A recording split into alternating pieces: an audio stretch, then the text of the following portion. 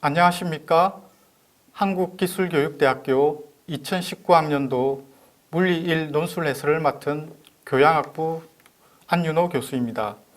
먼저 해설에 들어가기 전에 출제 경향부터 살펴보도록 하겠습니다. 오전, 오후 두 가지 유형에서 각 한 문제씩 출제가 되었고 문제당 3개의 소문항이 달려 있습니다. 두 문제 모두 물리 1 교과서 제1단원의 시간과 우주에 나오는 내용으로 물체와 행성의 운동에 관한 문제가 되겠습니다. 오전 문제의 경우는 등가속도 운동, 일 운동 에너지 정리, 충격량과 운동량의 관계, 역학적 에너지 보존 법칙에 관한 종합적인 이해력을 판단하는 문제가 되겠습니다. 오후 문제는 만류 인력과 행성의 운동에 관한 케플러 법칙의 이해력을 판단하는 문제입니다. 그럼 구체적으로 오전 문항부터 살펴보도록 하겠습니다. 먼저 제시문을 읽어보면 1번은 등가속도 직선 운동에 대해 정의하고 있습니다. 2번은 일 운동 에너지 정리에 대한 설명입니다. 3번은 운동량의 정의와 충격량과 운동량의 관계에 대해 설명하고 있습니다. 끝으로 4번은 역학적 에너지 보존 법칙에 대해 소개하고 있습니다. 문제 들어가 보도록 하겠습니다.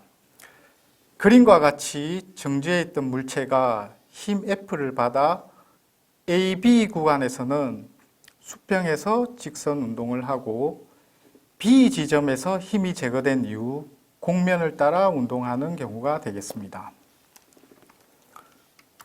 자, 1번 문제는 제시문 2에 근거하여 물체가 받은 힘의 크기를 구하라고 했습니다.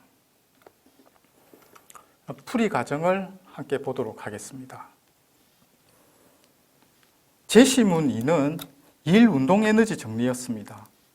즉 어떤 물체에 힘이 작용했을 때, 힘이 작용하여 이동했을 때 R자 1의 양은 두 지점 사이 물체 운동 에너지 변화량과 같다는 것이죠. 그래서 다음 식이 가능하게 됩니다.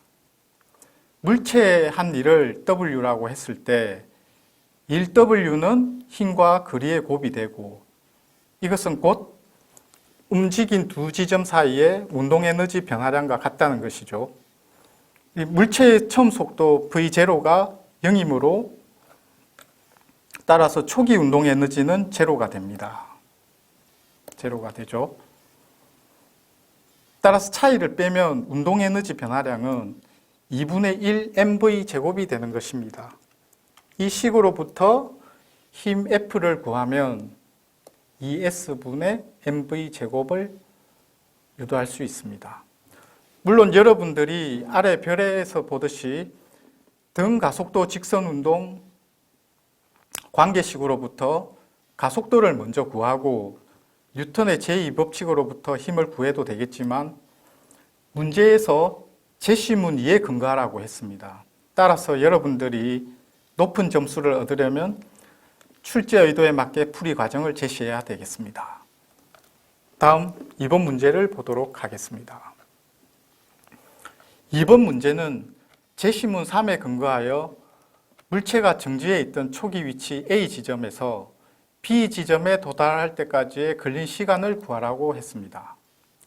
풀이 과정을 보도록 하겠습니다. 제시문 3번은 충격량과 운동량 관계에 대한 설명이었죠. 즉, 물체에 가해진 충격량은 물체가 가진 운동량의 변화와 같다는 것입니다. 그래서 다음 식처럼 충격량은 물체에 가해진 힘과 시간의 곱으로 정의가 되고 이것은 곧 운동량의 변화와 같습니다. 운동량은 물체의 질량과 속도의 곱이 되죠. 참고로 여러분들이 잘 아시겠지만 운동량은 힘과 마찬가지로 방향과 크기를 가진 벡터량입니다.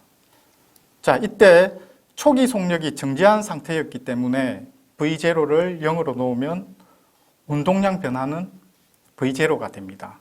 따라서 이 식으로부터 시간은 F분의 mv가 되고 1번에서 구한 F값을 대입을 하고 계산을 하면 V분의 ES가 됩니다.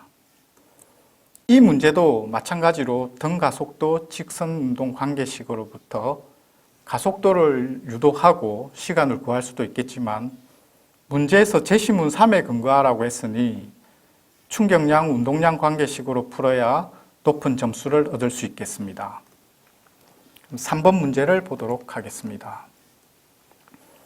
3번 문제는 제시문 4에 근거하여 C점을 지날 때의 높이와 D지점에서의 속력을 구하라고 했습니다. B지점을 구하는 순간 힘이 제거가 되었고 그 이후 곡선을 따라 물체가 운동을 하고 있죠. 다시 그림을 보도록 하겠습니다. 이때 B지점에서 힘이 제거가 된 이후 물체의 중력만 일을 하는 경우가 되니 운동 에너지와 포텐셜 에너지는 서로 전환이 됩니다. 역학적 에너지는 운동 에너지와 포텐셜 에너지의 합으로 정의가 되고 늘 일정하죠. 이것을 역학적 에너지 보존 법칙이라고 합니다. 유사한 경우가 여러분들이 놀이공원에 갔을 때 바이킹이라든지 롤러코스터 놀이기구를 생각하시면 되겠습니다. 그럼 풀이 과정을 함께 보도록 하겠습니다. 자, 따라서 B점 이후 모든 지점에서 역학적 에너지를 같다고 놓을 수 있습니다. 그래서 다음 등식에서처럼 첫째 항은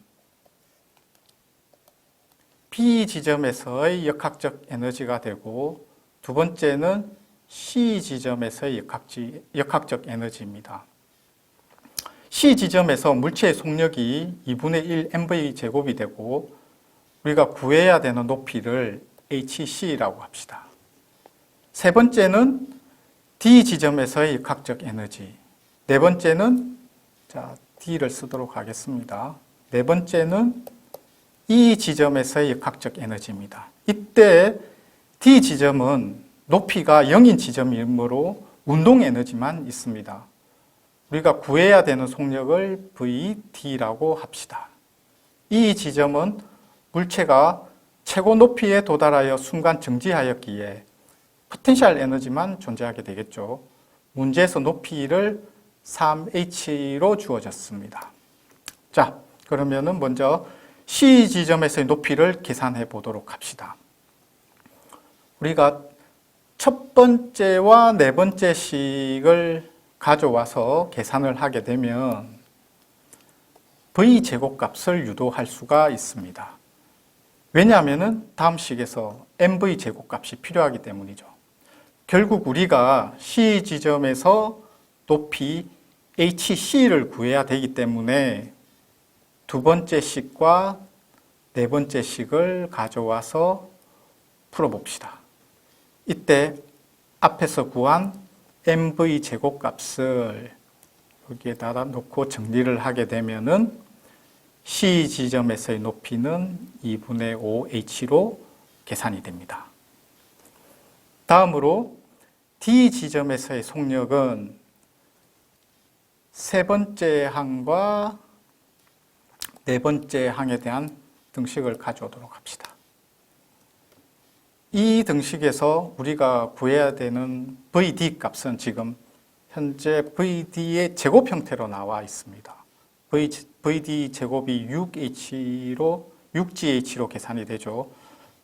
이때 GH는 앞서 높이 계산에서 유도된 mv 제곱은 4mgh로부터 GH 값을 계산을 할 수가 있습니다.